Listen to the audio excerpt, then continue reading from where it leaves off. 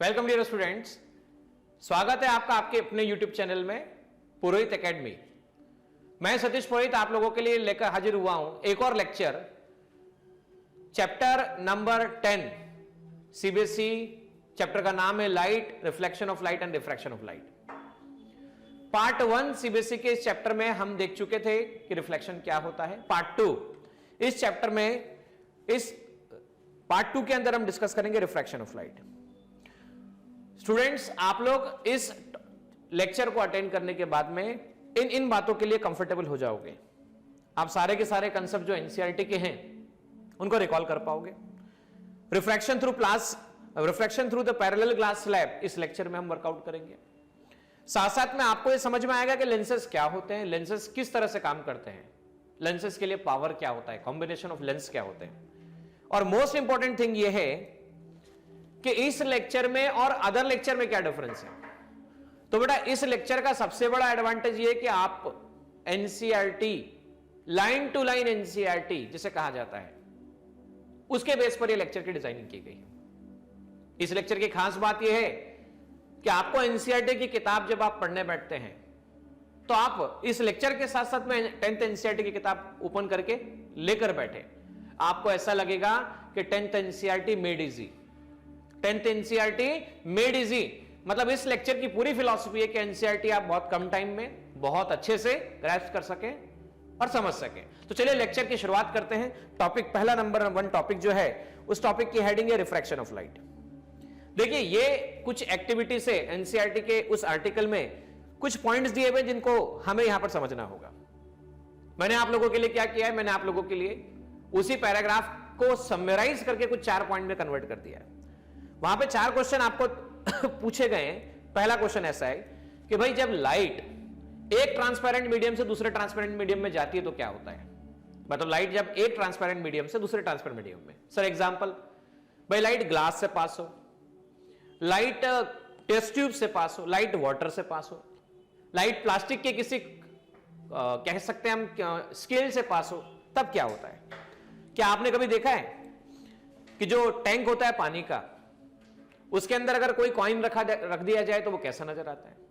क्या आपने महसूस किया है स्विमिंग टैंक में जंप करने से पहले कई बार ऐसा हमें महसूस होता है कि पानी कम गहराई तक है, लेकिन जब हम अपना पैर रखते हैं या जब हम पानी के अंदर उतरते हैं तो हमें लगता है कि पहले तो कम गहरा दिख रहा था, अब तो बहुत ज्यादा गहरा दिख रहा है। ये किस कारण से होता है, कभी सोचा है क्या आपने? क्या आपने कभी यह सोचा है कि जब आप एक ग्लास स्लैब को किसी प्रिंटेड मैटर के ऊपर रख दे तो आपको लेटर्स थोड़े ऊपर उठे हुए नजर आते हैं। लेटर्स का कलरफुल पैटर्न नीचे अगर लेटर में अवेलेबल हो तो उनमें शिफ्टिंग अलग अलग नजर आती है। शायद आपने नोटिस किया हो। क्या आपने यह कभी देखा है कि आपने कभी किसी पेंसिल को पानी के अंदर इस तरह से बेंड करके डिप किया हो तो आपको जिस इंटरफेस की हम बात करते हैं वहां से टूटी हुई नजर आती है या उसका शेप अलग नजर आता है। ये सब बातें जिसकी तरफ इंडिकेट कर रही है, ये सब बातें जिसकी तरफ इंडिकेट कर रही है, यही टर्म हम यहां पर डिस्कस करने वाले हैं। उस टर्म को नाम क्या दिया गया है या ऐसा क्यों हुआ है, इसी के बारे में हम बात करने वाले हैं। और अगर मान लीजिए हम ये बोले कि ये जो immersed, partly immerse in the water, pencil को जो आपने पार्टली इमर्स किया है पानी के अंदर, पानी के प्लेस पर अगर आप बदल दें, मीडियम बदल दें, मीडियम क्या कर दें भाई, मीडियम केरोसिन कर दें, टर्पेंटाइन कर दें, तो आपको क्या लगता है, क्या फर्क पड़ेगा? जो ग्लास स्लैब आपने ग्लास की बनाई है वो अलग अलग तरह के ग्लास से बनाए तो लेटेस्ट में क्या फर्क पड़ेगा? तो क्या पेंसिल जो है, जो अभी हमने डिस्कस की पानी के अंदर रखी हुई थी, क्या वो उसी तरह से बेंडेड नजर आएगी? क्या लगता है आपको, नजर आएगी? तो जवाब है नहीं, ऐसा नहीं होने वाला। पेंसिल सेम एक्सटेंट से बेंड नजर नहीं आएगी। पानी रखोगे तो अलग बेंड होगी, केरोसिन रखोगे बेंडिंग अलग होगी, टर्पेंटाइन रखोगे बेंडिंग अलग होगी। तो आप देखिए, ये जो डायग्राम आपके सामने शो किया हुआ है, मैंने कहा आपको कि अगर आपने किसी कंटेनर के अंदर कॉइन रख दिया और वाटर फिलअप कर दिया तो आप अगर बाहर से देखते हो इस जगह से तो आपको ये उस पोजीशन पे नजर नहीं आता जहां पर ये होता है, जबकि ये आपको उस पोजीशन से थोड़ा ऊपर की तरफ नजर आता है। इसके बारे में हम आगे बात करने वाले हैं। तो रिफ्रैक्शन क्या डिफाइन किया गया? जब लाइट एक मीडियम से दूसरे मीडियम में ट्रेवल करती है, समझना ध्यान से, जब लाइट एक मीडियम से दूसरे मीडियम में ट्रेवल करती है, कैसे सर बताइए थोड़ा सा। वो ऐसे, देखिए लाइट क्या हुआ, ऑब्जेक्ट कहां रखा था, सर बोले वाटर के अंदर। आपकी आंखें कहां पर थी, बोले सर एयर के अंदर। भाई वाटर कहां पर था, नहीं वाटर नहीं, ऑब्जेक्ट कहां रखा था, बोले सर पानी कंटेनर के अंदर। आपकी आंखें कहां थी, सर बोले एयर के अंदर, बराबर है। तो लाइट रेस कहां से ट्रेवल की, पानी से होते हुए, ये वो रहा इंटरफेस जहां पर ये आई। अब ये कहां पे निकली, बोले सर एयर के अंदर चली गई। किसके अंदर चली गई, एयर के अंदर चली गई। मतलब मीडियम बदला, क्या बदला, मीडियम बदला। तो मीडियम बदलने की प्रोसेस में क्या हुआ, यहां पे नोटिस कीजिएगा। तो जब phenomena of the change in the direction of propagation when light travel from one medium to another medium obliquely. Obliquely का मीनिंग क्या है, यहां देखें ध्यान से, देखिए यहां पर क्या हुआ, इंटरफेस पे ये जो लाइट जा रही है ये नॉर्मल इंसिडेंस कहलाता है। नॉर्मल इंसिडेंस का मतलब perpendicular to the surface, perpendicular to the surface, ये नॉर्मल इंसिडेंस का केस है। ऑब्लिक्वली का मतलब हुआ किसी पर्टिकुलर एंगल पर जब लाइट जाती है तो जाना चाहिए था इस तरफ, देखो जाना किस तरफ चाहिए था, भाई आई इस रास्ते से जा रही थी, जाना चाहिए था इस तरफ, ठीक है, लाइट रे को पाथ होना चाहिए था ये, लेकिन होता ऐसा है बच्चों कि ये पाथ थोड़ा चेंज हो जाता है। इसी पाथ चेंज के फिनोमेना को रिफ्रैक्शन नाम दिया जाता है। वापस सुनिएगा, क्या बोल, कौन सा फिनोमेना है, जब लाइट एक मीडियम से दूसरे मीडियम में जाती है और किसी इंटरफेस पर ऑब्लिक्वली मतलब किसी एंगल पे इंसिडेंट होती है तो उसकी डायरेक्शन चेंज होने के फिनोमेना को हम रिफ्रैक्शन कहते हैं। जैसा कि कॉइन को आपने रख दिया तो अपनी एक्चुअल पोजीशन से थोड़ा सा ऊपर की तरफ नजर आ रहा है। ये टॉपिक का नाम है refraction through rectangular glass slab. जब आप एनसीईआरटी में देखेंगे तो आपको ये टॉपिक मिलने वाला है। इसमें क्या हो रहा है थोड़ा समझने पे ध्यान देना बेटा। यहां पर हो ऐसा रहा है कि आपके पास में एक रेक्टेंगुलर ग्लास स्लैब है, रेक्टेंगुलर ग्लास स्लैब ABCD दे रखा है आपको, ABCD, यहां से यहां तक ABCD। अब हो ऐसा रहा है कि हमने लाइट रे यहां से ट्रेवल करती हुई आई, लाइट रे यहां से ट्रेवल करती हुई आई, इस पॉइंट पे मीडियम बदल गया, पहले आ रही थी एयर से, अब आ रही है ग्लास के अंदर। पता क्या देखा गया, एयर से जब लाइट रे ग्लास के अंदर आ रही है तो बच्चों एयर में स्पीड क्या होती है और ग्लास में स्पीड क्या होती है, तो लाइट की स्पीड एयर के अंदर होती है 3 × 10⁸ मीटर पर सेकंड और ग्लास के अंदर होती है 2 × 10⁸ मीटर पर सेकंड। तो हुआ क्या, हुआ ऐसा कि जब लाइट एक मीडियम से दूसरे मीडियम में चल रही है तो पहले मीडियम में स्पीड फास्ट थी 3 × 10⁸ मीटर पर सेकंड, दूसरे मीडियम में जैसे ग्लास में एंटर हुई उसकी स्पीड क्या हुई 2 × 10⁸ मीटर पर सेकंड, मतलब स्पीड स्लो हो गई। अब जब फास्ट से स्लो डायरेक्शन चेंज हो गई। जब मान लो फास्ट से स्लो हुई रिडक्शन इन स्पीड आ गया, फास्ट से स्लो हुई डायरेक्शन चेंज हो गई, स्लो से फास्ट हुई वापस से स्पीड अप हो गई। तो हम यहां कहेंगे रिफ्रैक्शन का कारण क्या होता है, जब लाइट की स्पीड चेंज होती है, जब एक ट्रांसपेरेंट मीडियम से दूसरे ट्रांसपेरेंट मीडियम में जाती है तो हम ये कहते हैं कि स्पीड डाउन होने पर या स्पीड अप होने पर, जहां पे भी ऐसा होगा स्पीड डाउन होगी या स्पीड अप होगी वहां डायरेक्शन बदलेगी। ऑब्जर्व किया गया कि डायरेक्शन चेंज होगी। तो देखो यहां पर क्या हुआ, यहां पर ऐसा हुआ लाइट रे इस पाथ पे ट्रेवल करती हुई आई, अगर कोई मीडियम नहीं होता तो लाइट रे इस पाथ पर जानी चाहिए थी, लेकिन देखिए क्या हुआ, एयर में स्पीड कम ज्यादा थी, ग्लास में कम हुई, स्पीड डाउन हुई। यहां पर हमने इस पॉइंट पर जहां पर मीडियम बदल रहा है एक परपेंडिकुलर ड्रॉ किया जिसे हमने नॉर्मल नाम दिया, ये परपेंडिकुलर और वापस से एक और परपेंडिकुलर आपके पास में अवेलेबल है, बराबर। अब हुआ ऐसा, जब लाइट स्पीड डाउन हुआ बेंड हो गई टुवर्ड्स द नॉर्मल, बेंड होकर इस तरफ पहुंची। अब वापस देखो क्या होगा, ग्लास से लाइट रे कहां पर आएगी, ये रहा ग्लास, अब वापस ये क्या है एयर। अब लाइट रे ग्लास से कहां पर आएगी, एयर पर आएगी, स्पीड अप होगा क्योंकि ग्लास में स्पीड है 2 × 10⁻, बोलो भाई कितना स्पीड है ग्लास के अंदर 2 × 10⁸ मीटर पर सेकंड, एयर में कितना स्पीड है, बोले 3 × 10⁸ मीटर पर सेकंड। तो जाना चाहिए था इस पाथ पर लेकिन लाइट चली जाएगी थोड़ा सा आगे। तो बच्चों ये बड़ी इंपॉर्टेंट बात है, यहां पर समझने वाली बात है। मैं चलता हूं बोर्ड पर समझाता हूं आप लोगों को किस तरह से रिफ्रैक्शन थ्रू ग्लास स्लैब में आप क्या क्या सीख पाएंगे, यहां पर क्या क्या टर्म्स इंट्रोड्यूस होंगे, जिसमें से कुछ टर्म्स आपके सामने हो, लेटरल शिफ्ट क्या होगा, इमर्जेंट रे क्या होगी, रिफ्रैक्शन का कारण क्या होगा, और इसी पर्टिकुलर एग्जाम्पल की मदद से हम एक लॉ इंट्रोड्यूस करेंगे यहां पर जिसका नाम है स्नेल्स लॉ। तो चले बोर्ड की तरफ और देखें किस तरह से हम लेटरल शिफ्ट कंसेप्ट को समझ सकते हैं।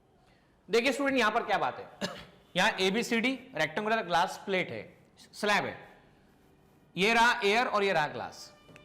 एयर में लाइट की स्पीड होती है 3 × 10⁸ मीटर पर सेकंड और ग्लास में लाइट की स्पीड होती है 2 × 10⁸ मीटर पर सेकंड। देखिए लाइट रे यहां से ट्रेवल करके आ रही है, मान लीजिए लाइट रे ट्रेवल करके ऐसे आती है। जब लाइट रे यहां से ट्रेवल करके आती है तो देखिए एयर और ग्लास की ये जो बाउंड्री है, एयर और ग्लास की ये जो बाउंड्री है, इसे मैं इंटरफेस कह रहा हूं। इस इंटरफेस पे मैंने एक परपेंडिकुलर ड्रॉ कर दिया। जब इंटरफेस पे परपेंडिकुलर ड्रॉ किया, ये पॉइंट O, ये पॉइंट N, ये पॉइंट N डैश।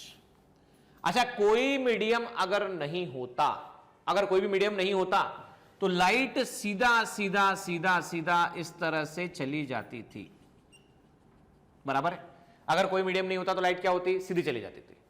लेकिन मीडियम होने पर मैंने बताया पहले स्पीड 3 × 10⁸ थी, अब 2 × 10⁸। पहले स्पीड 3 × 10⁸ मीटर पर सेकंड थी, अब स्पीड 2 × 10⁸ मीटर। पहले स्पीड 3 × 10⁸ मीटर पर सेकंड थी, अब स्पीड कितनी है, 2 × 10⁸ मीटर पर सेकंड। क्या फर्क पड़ा? सर बोले स्पीड डाउन हो गई। स्पीड डाउन हुई तो ये देखा गया डायरेक्शन बदल गई, डायरेक्शन चेंज हुई। इस वाले एंगल को मैंने कहा I1, इससे कहा मैंने R1। देखिए नॉर्मल के साथ आने वाली लाइट रे का एंगल, नॉर्मल के साथ आने वाली लाइट रे का एंगल को हम कह रहे हैं एंगल ऑफ इंसिडेंस, और नॉर्मल के साथ जाने वाली लाइट रे को हम कह रहे हैं एंगल ऑफ रिफ्रैक्शन। इस वाली लाइट रे को मैं क्या कह रहा हूं, इस वाली लाइट रे को मैं कह रहा हूं इंसिडेंट रे। क्या कह रहा हूं बच्चों, इंसिडेंट रे। इस वाली लाइट रे को मैं क्या कह रहा हूं, रिफ्रैक्टेड रे। ये मान लेते हैं हम E, ये मान लेते हैं हम F, ठीक है। अब क्या हुआ, वापस देखो क्या हुआ, लाइट वापस ये ग्लास और फिर से बाहर आते समय क्या बोलेंगे हम, एयर। लाइट फिर से कहां से आ रही है, ग्लास से एयर में आ रही है। देखिए ग्लास से एयर मतलब मीडियम बदल रहा है। ग्लास में स्पीड कितनी थी, तो बोले 2 × 10⁸ मीटर पर सेकंड, और एयर में स्पीड कितनी थी, बोले सर 3 × 10⁸ मीटर पर सेकंड। वापस मुझे बताइए क्या फर्क पड़ा। फर्क ये पड़ा यहां स्पीड पहले से बढ़ गई, इंटरफेस नॉर्मल, ये रहा नॉर्मल।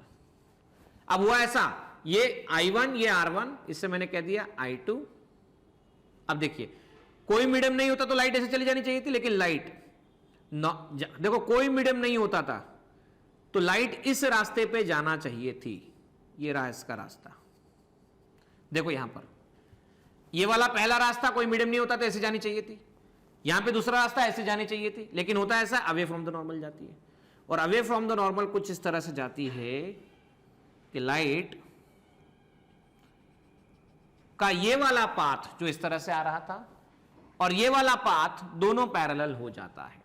मतलब हुआ ऐसा, जाना था पहले रास्ते पर इस तरफ, कुछ नहीं होता था तो इस तरफ जाना था, ये हुआ टुवर्ड द नॉर्मल, ठीक है, ये हुआ away from the normal. Second interface केवल ग्लास होता तो पाथ यही होना चाहिए था, लेकिन ऐसा देखा गया है कि ये नॉर्मल M और M डैश, ये आपके पास में O dash, away from the normal जाना, ये रास्ता, ये इसका जाने वाला पाथ था, जाना इस तरफ था लेकिन इससे ऐसा चला गया मतलब अवे चला गया। मैंने इसको कह दिया, इसे कह दिया किताबी लैंग्वेज के हिसाब से R2, जिसे कई बार इमरजेंस एंगल भी कहा जाता है। क्या कहा जाता है, इमरजेंस एंगल भी कहा जाता है। तो ये जो पहला पाथ था और ये जो आखिरी पाथ है, इसके बीच में ये जो शिफ्ट आपको नजर आ रहा है, जिसे मैं O डैश P कह रहा हूं। O डैश P क्या है, तो O डैश P को कहा जाता है लैटरल शिफ्ट। क्या कहा जाता है बच्चों, lateral shift. O dash P को कहा जाता है लैटरल शिफ्ट। आना इस रास्ते पे था, कुछ नहीं होता था, फाइनली निकला इस रास्ते पे। इस EF को मैंने क्या कहा, इंसिडेंट रे। आपके पास में ये जो लाइट रे सेंटर पोर्शन से पास हो रही, इसे क्या कहा, रिफ्रैक्टेड रे। और ये क्या, कौन सी लाइट रे है, तो इमर्जेंट रे। कौन सी रे, इमर्जेंट रे। तो हमारे पास में 3 रे हो गई, इंसिडेंट रे, ये आपके पास आ चुकी है रिफ्रैक्टेड रे, और ये आपके पास हो चुकी है इमर्जेंट रे। I1 है एंगल ऑफ इंसिडेंस, बाहर निकलने पर नॉर्मल के साथ बनने वाला एंगल एंगल ऑफ इमर्जेंस है। ये एंगल है एंगल ऑफ इंसिडेंस है। ठीक है बच्चों, तो यहां पर चलते हैं वापस हम स्क्रीन की तरफ और उसके बाद में फिर कंक्लूड करते हैं हम लोग। देखिए बच्चों यहां पर क्या हुआ, यहां पर मैंने आप लोगों से कहा कि लाइट रे जाना चाहिए था इस पाथ पर अगर कोई मीडियम नहीं होता, लेकिन बेंड हो गई, फाइनली लाइट रे इस पाथ पर निकली।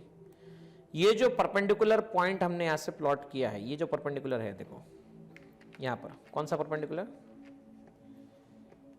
ये इस पॉइंट से ये जो परपेंडिकुलर डिस्टेंस, इसे लेटरल शिफ्ट कहा जाता है। देखिए क्या बोला है, रेक्टेंगुलर ग्लास शेप में जो बनने वाला एंगल है वो इक्वल एंड ऑपोजिट होगा। जब लाइट रे बाहर निकलेगी तो emergent light ray incident light रे से पैरेलल होगी। फिर भी लेकिन अगर देखा जाए तो लाइट रे जो शिफ्ट है वही है, थोड़ी बहुत स्लाइटली शिफ्ट वहां पर हुई है। और अगर मान लीजिए नॉर्मल इंसिडेंस होता था तो कोई शिफ्टिंग नहीं होती थी, रिफ्रैक्शन का कारण मैं बता चुका हूं। अब यहां पर क्या होता है, जहां जहां मीडियम बदलता है, देखो जहां जहां मीडियम बदलता है, ये आपके पास में एंगल क्या बना, तो एंगल बना एंगल ऑफ इंसिडेंस, और ये आपके पास एंगल बना एंगल ऑफ रिफ्रैक्शन, वापस एंगल ऑफ इंसिडेंस, वापस बना एंगल ऑफ रिफ्रैक्शन, बराबर है। तो इन एंगल ऑफ इंसिडेंस और एंगल ऑफ रिफ्रैक्शन के बेसिस पर ये प्रैक्टिकल ऑब्जर्वेशन हुए हैं, वो ये जिनको कुछ लॉ के नाम से जाना जाता है, जिसे स्नेल्स लॉ कहा जाता है, वो ये है कि sine of angle of incidence जो आई बन रहा था उसका साइन और आर जो बन रहा है उसका आर का जो रेशो है sine of angle of refraction का, ये कांस्टेंट होता है। वापस सुनना, यहां पर क्या हुआ, यहां पर हुआ ये I1, ये क्या हुआ R1, ये क्या है I2, ये क्या है R2। I1 क्या कहलाता है, angle of incidence at first surface. R1 क्या है, angle of refraction at first surface. I2 क्या है, angle of incidence at second surface. R2 क्या है, angle of refraction at second surface. अब ये इससे क्या फर्क पड़ा, इसका जो रेशो है sine I upon sine R, ये क्या है, आपके पास में कांस्टेंट है। इसी रेशो को कौन सा लॉ कहा जाता है, ये कांस्टेंट क्या कहलाता है, ये कांस्टेंट रिफ्रैक्टिव इंडेक्स कहलाता है। ये कांस्टेंट क्या कहलाता है, रिफ्रैक्टिव इंडेक्स कहलाता है। और यहां पर देखिएगा, the ratio of sine of incidence to the sign of angle of refraction is a constant. This law is called Snell's law of refraction. The incident ray, refracted ray, normal to the interference transparent media at the point of incidence all lie in the same plane. मतलब ये जो working हो रही है, आप देखिए diagram जो आपको बनता हुआ नजर आ रहा है, ये सब के सब ये प्लेन ऑफ ग्लास स्लैब। अभी आप देखो देख रहे हो तो आपको स्क्रीन पे नजर आ रहा है ना, तो ये सब स्क्रीन पे होगा। कौन कौन स्क्रीन पे होगा, एंगल, ये देखो इंसिडेंट रे, रिफ्रैक्टेड रे, नॉर्मल, ये एक पॉइंट पर एग्जिस्ट कर रहे हैं और ये सब स्क्रीन के प्लेन में नजर आने वाले हैं। चलिए आइएगा, आप देखिए यहां पर एक टर्म, मैं आप लोगों को लेटरल शिफ्ट के बारे में कुछ बातें और भी स्क्रीन पे शेयर करना चाहूंगा। आप पहले लेटरल शिफ्ट के बारे में वो बातें देख लीजिए और उसके बाद हम आगे देखिए। यहां पर हमें बात क्या करनी है, आपके पास में क्या था, आपने बताया सर पैरेलल ग्लास स्लैब था, ये था ए, ये बी, ये सी और ये डी। यहां से आने वाली लाइट रे ऐसी नॉर्मल बना दिया, नॉर्मल के साथ ये लाइट जानी ऐसे चाहिए थी, बैंड इधर हुई, परपेंडिकुलर ड्रॉ किया, परपेंडिकुलर ये आपके पास में एन, ये ओ, ये एन डैश, ये आने वाली लाइट रे का बनने वाला एंगल I1, इसे मैं कह रहा हूं R1। नॉर्मल के साथ वापस से एंगल I2, जाना था इस तरफ, गया अवे फ्रॉम द नॉर्मल, इस तरफ अवे फ्रॉम द नॉर्मल गया, ये जो लाइट रे पास हुई और ये जो लाइट रे पास हुई पैरेलल शिफ्ट हुई।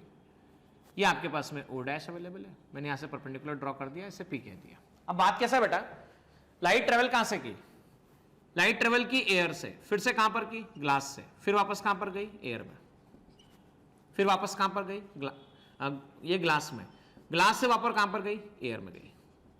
देखो हुआ ऐसा, लाइट ट्रेवल करती हुई आई एयर से ग्लास में, तो हमने पहली इंटरफेस पे, ए बी इंटरफेस पे स्नेल्स लॉ लगाया, sine I1 sine R1, sine I1 upon sine R1 equal to constant. ये कांस्टेंट फर्स्ट मैं कह देता हूं। सेकंड इंटरफेस पे, CD इंटरफेस पे हमने स्नेल्स लॉ लगाया। अच्छा, नॉर्मल के साथ आने वाली लाइट रे का बनने वाला एंगल, बोले sir I2, sign I2 upon sine, निकलने वाला एंगल कौन सा है, ये R2 एंगल था, तो हमने लिख दिया साइन R2। ये भी आपके पास कोई नया कांस्टेंट है, हम नहीं जानते कांस्टेंट क्या है, ये इंट्रोड्यूस हम करने वाले हैं। तो बेसिकली ये जो कांस्टेंट वर्ड बोला गया है, इसी कांस्टेंट को हमने रिफ्रैक्टिव इंडेक्स नाम दिया। इसी कांस्टेंट को हमने क्या नाम दिया बच्चों? रिफ्रैक्टिव इंडेक्स नाम दिया। तो रिफ्रैक्टिव इंडेक्स होता क्या है? क्या होता है रिफ्रैक्टिव इंडेक्स? थोड़ा समझना। मैंने आपसे अभी कहा था, क्या कहा था? कि लाइट एयर से ग्लास में गई। लाइट कहां से कहां गई? एयर से ग्लास में गई। मान लीजिए हम एयर की बात करते हैं और ग्लास की बात करते हैं। एयर में लाइट की स्पीड 3 × 10⁸ मीटर पर सेकंड थी। ग्लास में लाइट की स्पीड 2 × 10⁸ मीटर पर सेकंड है। ठीक है। अब मान लो लाइट एयर से वाटर जाती है, तो बेटा हम जानते हैं कि लाइट एयर में किस स्पीड से जाती है? 3 × 10⁸ मीटर पर सेकंड। वाटर में किस स्पीड से जाती है? 2.25 10⁸ मीटर पर सेकंड। तो दो बातें हैं बच्चों, यहां पे रिडक्शन ऑफ स्पीड जो हो रहा है वो 3 से 2 हो रहा है, और यहां से रिडक्शन ऑफ स्पीड जो हो रहा है वो 3 से 2.25 हो रहा है। तो ज्यादा स्पीड डाउन किस में हो रहा है? तो स्पीड डाउन एयर से ग्लास में ज्यादा हो रहा है, स्पीड डाउन एयर से वाटर में कम हो रहा है। अच्छा, स्पीड अप स्पीड डाउन, तो दोनों केस में स्पीड डाउन ज्यादा ग्लास में हो रहा है, वाटर में कम हो रहा है। जितना ज्यादा स्पीड डाउन है उतनी ज्यादा बेंडिंग है। तो एक्सटेंट ऑफ बेंडिंग, वापस से रिपीट कर रहा हूं मैं, क्या कह रहा हूं? एक्सटेंट ऑफ बेंडिंग को बताने वाला कौन है? एक्सटेंट ऑफ बेंडिंग को बताने वाला कौन है? उस कांस्टेंट को हम कह रहे हैं रिफ्रैक्टिव इंडेक्स। क्या कह रहे हैं बच्चों? Refractive index. Extent of change of speed क्या है? कितना चेंज होगा स्पीड में, उसको बताने वाला पैरामीटर कोई है, तो वो कौन सा पैरामीटर है? रिफ्रैक्टिव इंडेक्स है। एग्जांपल, भाई मान लो पहले स्पीड कितनी थी? 3 × 10⁸ मीटर पर सेकंड। अब कितनी हो गई? 2 × 10⁸ मीटर पर सेकंड। तो कितनी रिड्यूस हुई? Let I assume this is x times reduce हुई। Let I assume this is x times reduce हुई। तो x कितना आ गया? x आ गया 3 × 10⁸, 2 × 10⁸। ये मैं इसे x1 कह देता हूं। चलो, पहले लाइट की स्पीड एयर में कितनी थी? सर बोले 3 × 10⁸ मीटर पर सेकंड थी। अब लाइट की स्पीड कितनी है? सर बोले 2.25 × 10⁸ मीटर पर सेकंड है। कितना चेंज आ गया? लेट x2 चेंज आ गया। कितने से चेंज हुआ? कितने फैक्टर से मल्टीप्लाई करने पर ये आएगा रिजल्ट? मान लेते हैं x2 = 3 × 10⁸ डिवाइड बाय 2.25 × 10⁸। पता है आप सॉल्व करेंगे तो कितना मिलेगा? आपको 4/3 मिलेगा। यहां पर सॉल्व करेंगे तो कितना मिलेगा? आपको 3/2 मिलेगा। मुझे बताइए x1 और x2 में से कौन बड़ा और कौन छोटा है? ये 3/2 और ये 4/3 है। 3/2 x1 बड़ा है और x2 छोटा है। मतलब हम ये कह रहे हैं कि भाई लाइट की स्पीड शुरुआत में दोनों में सेम ही थी, शुरुआत में दोनों में सेम ही थी, लेकिन जैसे ही वो ग्लास में गया तो स्पीड 1.5 टाइम्स डिक्रीज हो गई, 3/2 टाइम्स डिक्रीज हो गई, 4/3 टाइम्स डिक्रीज हो गई। तो ज्यादा डिक्रीमेंट किस में आया? तो ग्लास में आया। कम किस में आया? तो किस में आया? कम बताओ किस में आया? वाटर में आया। तो मैंने यही कहा, एक्सटेंट ऑफ बेंडिंग या extent of change of speed बताने वाला टर्म कहलाता है रिफ्रैक्टिव इंडेक्स। क्या कहलाता है बच्चों? Refractive index. देखिए आपकी किताब में जब आप पढ़ोगे, आपको रिफ्रैक्टिव इंडेक्स से कंसर्न बात जो है वो इस तरह से समझ में आने वाली है। मान लो ये फर्स्ट मीडियम है, ये कौन सा मीडियम है? फर्स्ट मीडियम है। और ये मान लीजिए कौन सा मीडियम है? सेकंड मीडियम है। अब हुआ ऐसा बच्चों, नॉर्मल लाइट रे आई, जाना था इस तरफ, बेंड हो गई, ये एंगल आई, ये एंगल आर, ठीक है। तो अब हम इसे क्या डिफाइन करते हैं? हम डिफाइन करते हैं रिफ्रैक्टिव इंडेक्स टर्म को हम डिफाइन करते हैं, ये होता है रिफ्रैक्टिव इंडेक्स n/1। इसे कहा जाता है refractive index of second medium with respect to first medium. Second medium का रिफ्रैक्टिव इंडेक्स है किसके रिस्पेक्ट में? फर्स्ट मीडियम के रिस्पेक्ट में। अब फर्स्ट मीडियम के रिस्पेक्ट में तो हम ये कह सकते हैं n/1, इसे क्या डिफाइन किया जाता है? v1/v2। Speed of light, speed of light in first medium divide by speed of light in second medium, speed of light in second medium. ठीक है बच्चों, speed of light in first medium divide by speed of light in which medium? That is called second medium. n/1, अच्छा वैसे ही n/2 लिखते तो क्या लिखते? Refractive index of कौन से medium? First medium with respect to which medium? Second medium. Refractive index of which medium, first medium, with respect to which medium, second medium. यहां तक मेरी बात समझिए आप लोगों को। अब यहां इस तरह से अगर हम डिफाइन करने गए तो रिफ्रैक्टिव इंडेक्स टर्म को हम ये कह पाएंगे कि भाई मान लीजिए आपके पास में पहला medium speed v1, speed v2, इसका रिफ्रैक्टिव इंडेक्स n1, इसका रिफ्रैक्टिव इंडेक्स n2। ये नॉर्मल आपके पास में लाइट आने वाली लाइट रे, एंगल ऑफ इंसिडेंस जाना इस तरफ चाहिए, ये एंगल ऑफ रिफ्रैक्शन। लाइट कहां से गई, फर्स्ट मीडियम से गई। कौन से मीडियम में गई, सेकंड मीडियम में। रिफ्रैक्टिव इंडेक्स कौन से मीडियम का, सेकंड का। किसके रिस्पेक्ट में, फर्स्ट। लिखने का तरीका क्या, n2 डिवाइड बाय n1।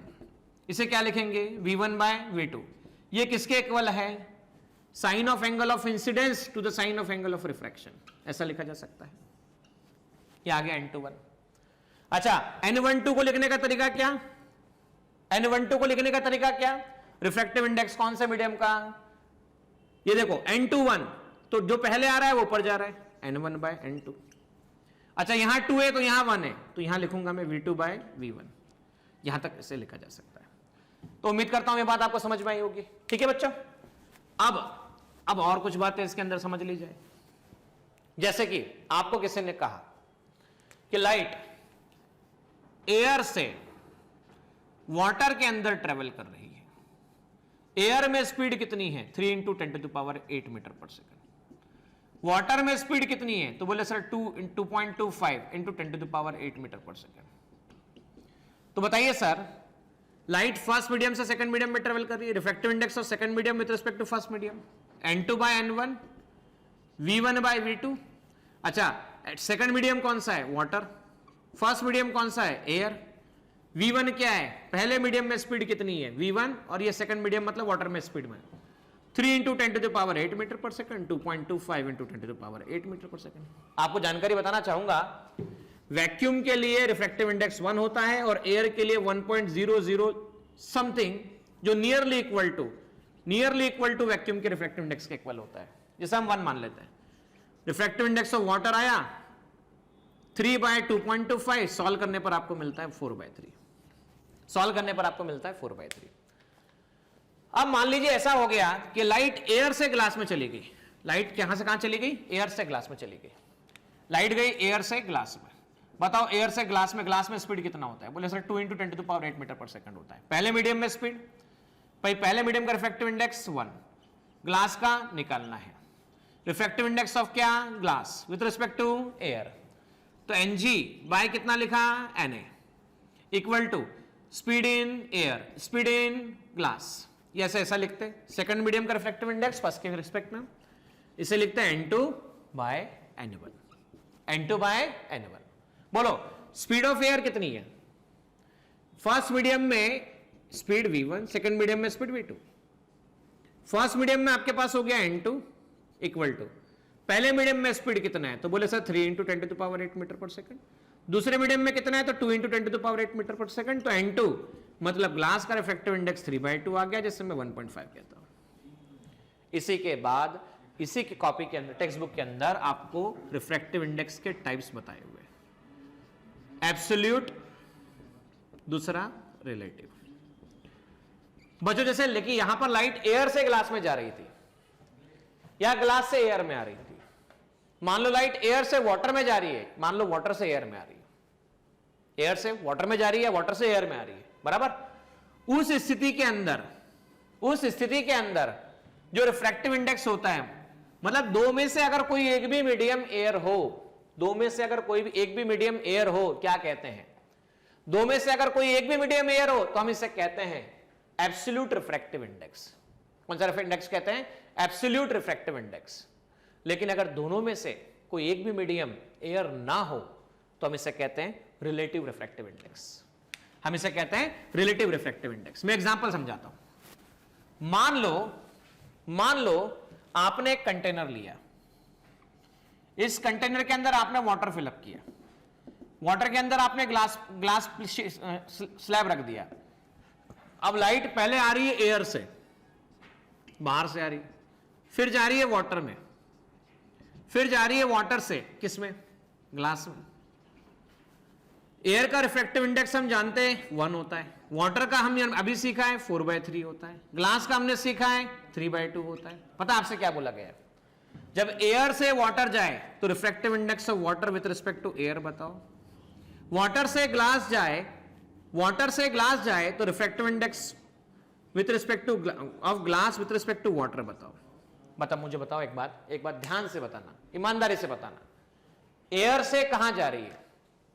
बोले सर एयर से वाटर जा रही है। एयर से कहां जा रही है? सर बोले एयर से वाटर जा रही है। मतलब एक मीडियम दोनों में से क्या है? बोले सर एयर है। एयर है, इसका मतलब क्या है? इसका मतलब ये हुआ कि ये एब्सोल्यूट रिफ्रैक्टिव इंडेक्स है। तो आप इसे लिख पाएंगे NW by NA, NW 4/3 divided by 1, answer 4/3। Now NG divided by NW, तो ग्लास का रिफ्रैक्टिव इंडेक्स 3/2, वाटर का रिफ्रैक्टिव इंडेक्स 4/3, सो 3/2 इंटू 4/3 मतलब 3/4, आंसर कितना आता है? 9/8। चलो ये तो मैंने बोल दिया कि एयर से वाटर, वाटर से ग्लास, पर अगर मान लीजिए पूछा जाता ग्लास से जब वाटर वापस हम बात करें, ग्लास से वाटर, तो मैं कह रहा हूं मुझे निकाल के बताओ refractive index of water with respect to glass, refractive index of water, refractive index of water with respect to glass. थोड़ा एक बात समझना बेटा, refractive index of water with respect to glass NWG, refractive index of water with respect to glass, refractive index of glass हो गया। Water का refractive index 4/3, इसका refractive index 3/2, 4/3 into 2/3, ये आ गया आपके पास में 8/9। अभी मैंने बताया था refractive index of glass with respect to water, NG divide by NW, ये था 3/2, ये डिवाइड बाय था 4/3, 3/2 इंटू 3/4 मतलब ये आ गया 9/8। इक्वेशन फर्स्ट और इक्वेशन सेकंड। अच्छा 8/9, 9/8 दोनों को मल्टीप्लाई कर दो, NWG इंटू NGW, ये आ गया 8/9 इंटू 9/8, 9 से 9 कैंसिल, 8 से 8 कैंसिल, आंसर 1 आता है। आंसर कितना आता है? 1 आता है। तो उम्मीद करता हूं आपको ये बात NWG NGW इक्वल टू 1, मतलब हम ये कह सकते हैं N21 into N12 equal to 1 होता है, या हम कह सकते हैं N21 इक्वल टू 1/N12 होता है। ये हमेशा ध्यान रखिएगा। अब हम चलते हैं स्क्रीन की तरफ और समराइज करते हैं रिफ्रैक्टिव इंडेक्स के। चलिए अब एनसीईआरटी के थ्योरी पॉइंट को समराइज करते हैं। टॉपिक है 10.3.2 रिफ्रैक्टिव इंडेक्स। तो मैंने अभी आपको बोर्ड पे बताया कि extent of the change in the direction जो होता है वो हर गिवन पेयर ऑफ मीडिया के लिए फिक्स होता है। इसी कांस्टेंट को हम कहते हैं रिफ्रैक्टिव इंडेक्स। जैसे sin i upon sin r था, कांस्टेंट था, तो इसी कांस्टेंट को हम कहते हैं रिफ्रैक्टिव इंडेक्स। हम जानते हैं लाइट सबसे ज्यादा फास्ट ट्रेवल करती है 3 × 10⁸ मीटर पर सेकंड से, किसके अंदर? वैक्यूम के अंदर। अब अगर मान लीजिए हम ये कहते हैं कि वैक्यूम के अंदर और एयर के अंदर स्पीड में थोड़ा डिफरेंस होता है, लगभग उसे नियरली इक्वल मान लिया जाता है। जब ये वाटर में ट्रेवल करती है या ग्लास में ट्रेवल करती है तो इसमें सिग्निफिकेंट चेंज आता है, जो कि मैंने आपको बोर्ड पे बताया। जब कोई लाइट पहले मीडियम से कोई दूसरे मीडियम में जा रही है, जैसा कि आप यहां देख पा रहे हैं कि मैंने कोई ग्लास स्लैब लिया, ग्लास स्लैब लेने के बाद में मीडियम फर्स्ट को मैंने एयर कह दिया, मीडियम सेकंड को मैंने ग्लास कह दिया। लाइट रे आई, स्पीड डाउन हुआ, बेंड टुवर्ड द नॉर्मल हो गई, स्पीड डाउन हुआ, बेंड टुवर्ड द नॉर्मल हो गई। पहले मीडियम में लाइट की स्पीड को मैंने v1 कहा, दूसरे मीडियम में लाइट की स्पीड को मैंने v2 कहा। पहले मीडियम में लाइट की स्पीड को v1 कहा, दूसरे मीडियम में, तो n21 वर्ड क्या यूज किया जाता है? n21 का मतलब यूज किया जाता है लाइट जा कहां से रही है? पहले मीडियम से। कहां पर जा रही है? दूसरे मीडियम में। तो हम कहते हैं refractive index of second medium with respect to first medium. इसे डिफाइन किया जाता है speed of light in first medium, speed of light in second medium, v1/v2। मान लो इसका उल्टा हो जाता, लाइट ग्लास से एयर में ट्रेवल करती, मतलब सेकंड मीडियम से फर्स्ट मीडियम में जाती, तो हम कहते हैं refractive index of first medium with respect to second medium. इसको डिफाइन कैसे करते हैं? देखो भाई, जिससे आती है उसकी स्पीड ऊपर आती है, मतलब क्या? पहले फर्स्ट मीडियम से कहां जा रही थी? सेकंड मीडियम में। तो देखो स्पीड किसकी है? पहले मीडियम की। बाद में किसकी है? सेकंड, दूसरे मीडियम की। अब यहां देखो जा कहां से रही है? सेकंड मीडियम से पहले मीडियम में जा रही है, तो स्पीड कौन से मीडियम की? सेकंड मीडियम की। कौन से मीडियम?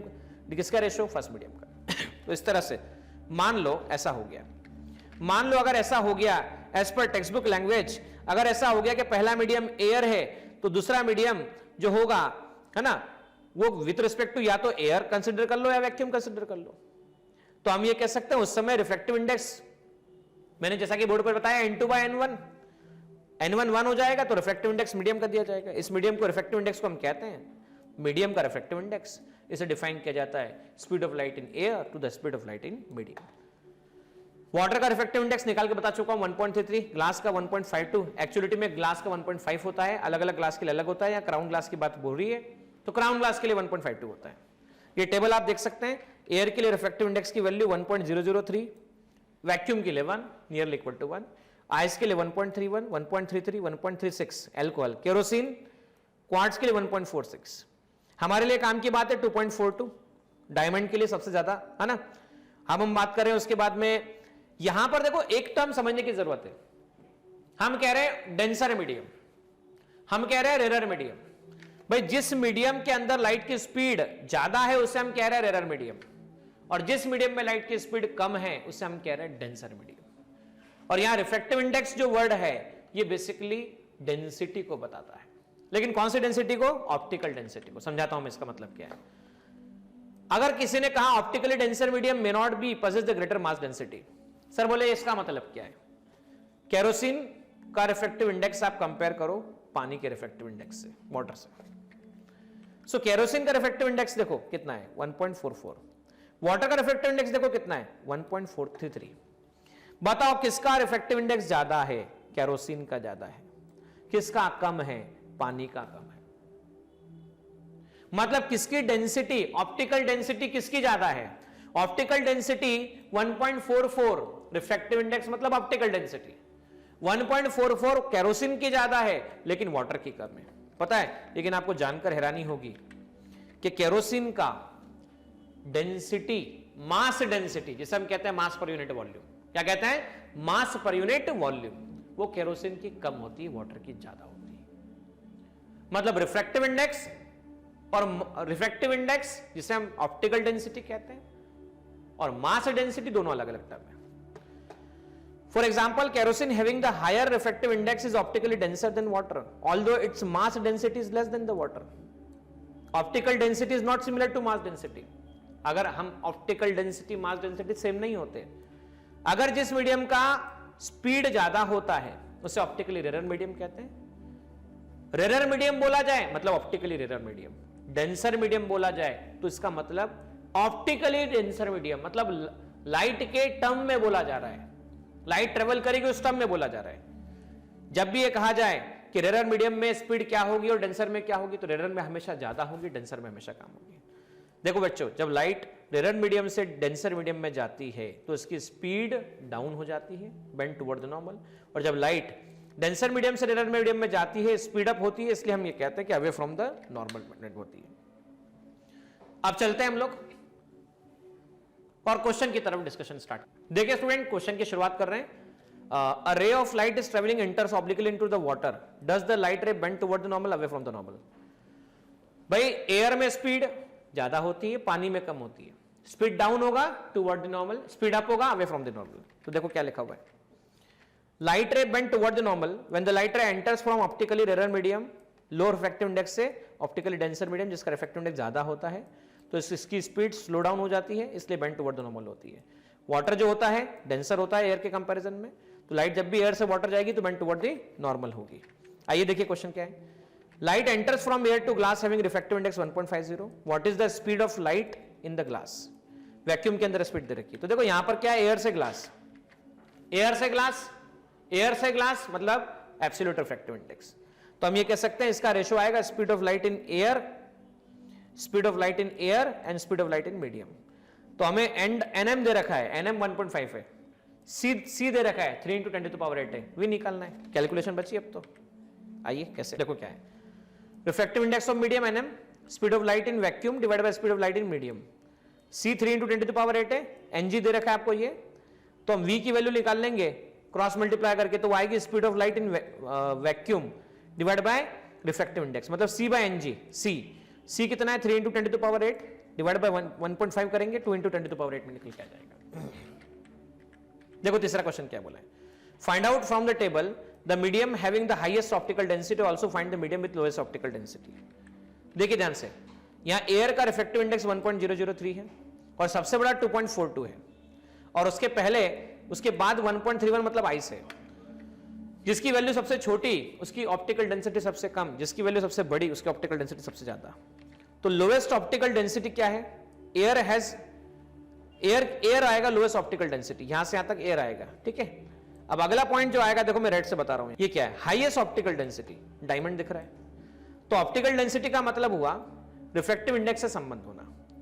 तो हम यहां पर जब भी बोला जाए ऑप्टिकल डेंसिटी निकालो मतलब रिफ्रैक्टिव इंडेक्स निकालना है। अगला क्वेश्चन देखो क्या कहा गया है। You are given kerosene, turpentine and the water. सबसे ज्यादा किसमें फास्ट लाइट ट्रेवल करेगी? भाई जिसकी ऑप्टिकल डेंसिटी सबसे ज्यादा, देखो मैं सिंपल बोलता हूं, याद करो एयर, वाटर और ग्लास। ग्लास मतलब सॉलिड, वाटर मतलब लिक्विड, और एयर मतलब गैसियस सब्सटेंस। सबसे कम स्पीड किसमें थी? सर बोले ग्लास में थी, 2 × 10⁸ मीटर पर सेकंड। वाटर में 2.25 10⁸ मीटर पर सेकंड। जिसका n सबसे बड़ा होगा, जिसका रिफ्रैक्टिव इंडेक्स सबसे बड़ा होगा, उसमें सबसे कम स्पीड होगी। जिसका सबसे छोटा होगा उसमें स्पीड सबसे ज्यादा होगी। देखो केरोसिन, टर्पेंटाइन और वाटर, इन तीनों को कंपेयर करते हैं। केरोसिन देखो यहां पर उठा के, टर्पेंटाइन देखो यहां पर, और वाटर देखो यहां पर। देखो सबसे बड़ा रिफ्रैक्टिव इंडेक्स किसका है? टर्पेंटाइन ऑयल का। सबसे स्लो होगा। मॉडरेट किसका है? केरोसिन में। मतलब केरोसिन और टर्पेंटाइन को कंपेयर करें तो टर्पेंटाइन ऑयल के अंदर स्पीड कम होगी, केरोसिन में ज्यादा होगी। वाटर में देखो 1.33, सबसे कम किसकी है? तो वाटर की। इसलिए सबसे ज्यादा स्पीड किसमें होगी? वाटर में होगी। आइए देख भी लेते हैं क्या कहा गया, चेक कीजिएगा। Light travel faster in the water as compare to kerosene and turpentine. जैसे कि रिफ्रैक्टिव इंडेक्स सबसे कम है टर्पेंटाइन और केरोसिन के कंपैरिजन में। So speed of light is inversely proportional to refractive index. अब देखिए आगे क्या है। Refractive index of diamond is 2.42। What is the meaning of this statement? Diamond का रिफ्रैक्टिव इंडेक्स आपके पास में 2.42 दे रखा है, इसका मतलब क्या निकलेगा? मतलब क्या निकलेगा? तो भाई डायमंड का रिफ्रैक्टिव इंडेक्स दे रखा है, इसका मतलब हुआ, मैंने अभी एक फैक्टर बताया था कि डायमंड, जब लाइट एयर से डायमंड में जाएगी तो कम हो जाएगी, एयर से डायमंड में जाएगी तो कम हो जाएगी। कितने टाइम्स कम होगी? तो 2.4 टाइम्स कम होगी। मैंने एक्स बताया था ना आपको, एक्स बोर्ड पर। देखो diamond has a refractive index 2.42, which means the speed of light in diamond will be reduced by a factor of 2.42 as compare the speed of light in air। या हम ये कह सकते हैं लाइट की speed diamond के अंदर 1/2.42 times the speed of light in vacuum हो जाएगी। इसको यहां से भी समझ सकते हो। देखो यहां पर v निकालना है तो आपको nm इधर भेजना पड़ेगा। तो जब आप क्रॉस मल्टीप्लाई करोगे तो v इधर चला जाएगा, nm नीचे आ जाएगा। तो स्पीड ऑफ लाइट इस फैक्टर से कितने टाइम्स डिक्रीज हो जाएगी? 2.4 टाइम डिक्रीज।